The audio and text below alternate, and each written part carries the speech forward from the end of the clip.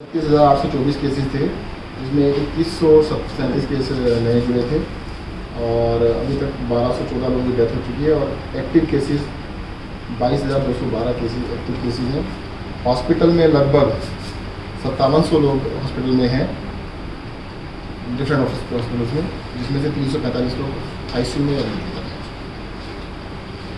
Sir, Delhi में record मामले दर्ज हो रहे हैं और ऐसी स्थिति में आपने ही या सरकार ने ही कहा था कि बेड्स का इंतजाम करना होगा।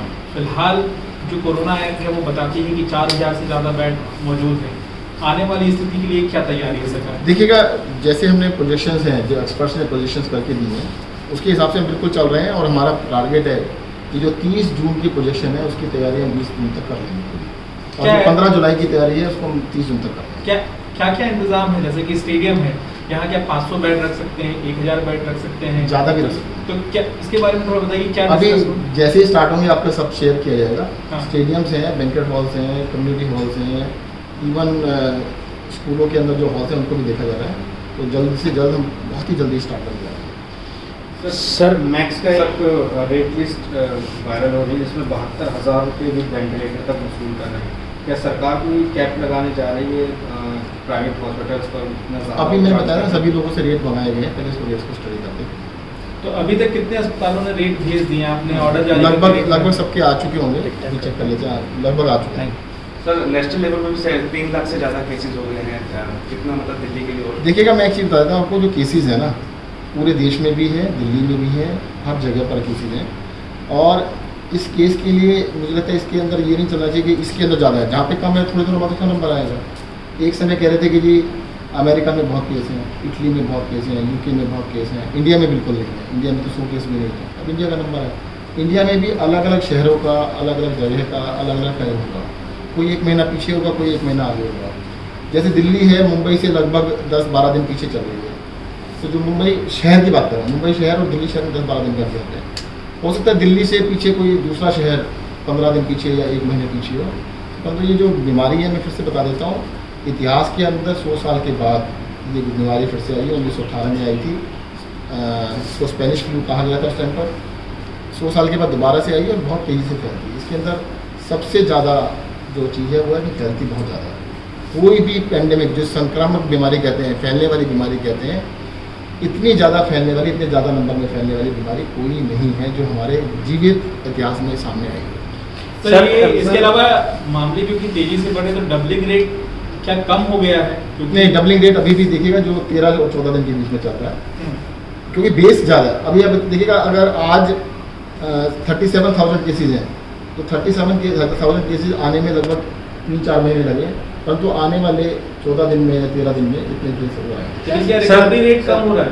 नहीं, रिकवरी का क्या हुआ कि क्योंकि नए केसेस अभी ज़्यादा आ रहे हैं ना, रिकवरी 14 दिन लगते हैं ठीक होने में, 14 से 15 दिन लगते हैं। रेट ठीक, रिकवरी रेट तो 100 में से 98-97 लोग ठीक हो रहे हैं। सर, एमसीडी जो है वो एक प्रूफ लेकर के आई है और वो प्रूफ ये कह रहे हैं कि हमारे पास सर्टिफिकेट है हॉस्पिटल से, डेथ सर्टिफिकेट, और वो उन्होंने प्रूफ दिखाया भी है, जिसमें वो कह रहे हैं कि जो 2000 के जो आंकड़े बता रहे हैं वो डेथ सर्टिफिकेट के बेसिस पे बता रहे हैं, जो उनको क्रिमेशन ग्राउंड पे बताए दिए जाते हैं। देखिए, एमसीडी ना, एक तरफ आज मैं अखबार में पढ़ रहा था कि जनवरी, फरवरी, मार्च, अप्रैल हर महीने पिछले साल के मुकाबले में डेथ कम हुई है। दूसरी तरफ से आपको सर्टिफिकेट दिखा रहे हैं, आपको दिखाने में हमारे पास भेज देते ज़्यादा अच्छा रहता है। जो भी डेथ है, कोई भी डेथ है, होता है अस्पताल वाले पहले थोड़ा लेट भेजते हैं, हर एक भी डेथ होगी वो काउंट होगी। अच्छा, पीएम ने देश के सारे सीएम यूपी के सीएम से बात करने वाले हैं 16 सितंबर। हाँ, तो बातचीत करेंगे, तब जब बात होगी बताया जाएगा। सर, इस तरह के इश्यूज जो है, मतलब जो दिल्ली के जो कुछ रेज हो सकते हैं उसके लिए वो तो रेज उनसे किया जाएगा ना, आपके सामने थोड़ा किया जाएगा। सर, यूपी और दिल्ली की टेस्टिंग को कंपैरिजन करते हुए एक ग्राफ शेयर किया मनीष सिसोदिया ने। उसमें देखा भाजपा का formula no test no corona, मतलब प्रति मिलियन टेस्टिंग वहाँ 17 से 40 है ग्राफ के अनुसार, दिल्ली में 13,446 है। इस पर क्या ज़्यादा फर्क नहीं है, 10 गुना का ही फर्क है। 10 गुना कम हो रही है तो 10 गुना वहाँ पे कोरोना कम होगा। सर, कल सुप्रीम कोर्ट ने दिल्ली सरकार को कड़ी फटकार लगाई और कहा कि यहाँ पर मरीजों के साथ जानवरों से ज़्यादा बुरा व्यवहार हो रहा है। शवों का जो डिस्पोजल है सर, उसको लेकर भी चिंता जताई गई है। इसको लेकर देखिएगा, अभी इसके ऊपर टिप्पणी करना, सुप्रीम कोर्ट की कार्रवाई पे कोई भी टिप्पणी करना सही नहीं है। और वो सुप्रीम कोर्ट ने फर्स्ट डे जो होता है that was complaint, that is not be treated as a remark और जजमेंट।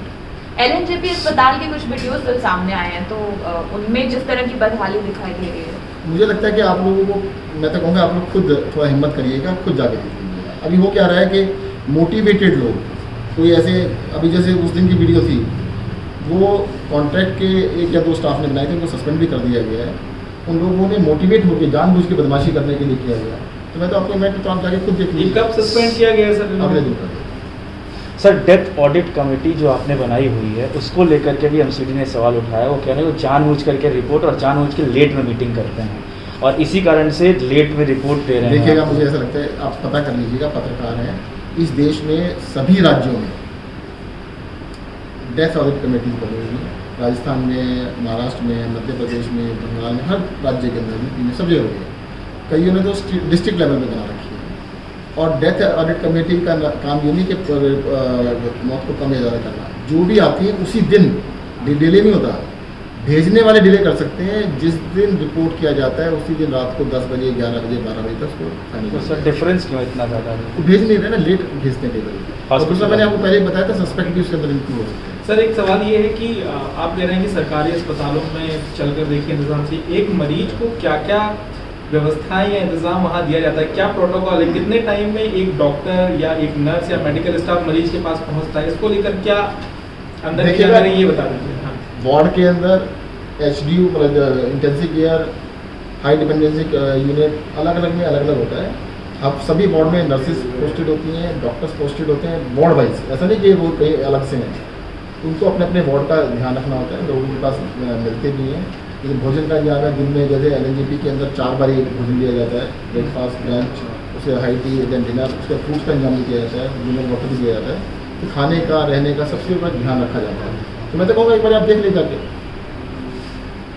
सर टेस्टिंग को लेकर दिल्ली सरकार में बार बार अभी सवाल खड़े हो रहे हैं। अभी टेस्टिंग की स्थिति की अगर बात करें तो क्या है, क्या कम हुई है टेस्टिंग? देखिएगा, मैं आपको बता रहा हूँ, टेस्टिंग आपको बढ़वानी है ना, तो ICMR से करिए, अपनी गाइडलाइन चेंज कर दिया।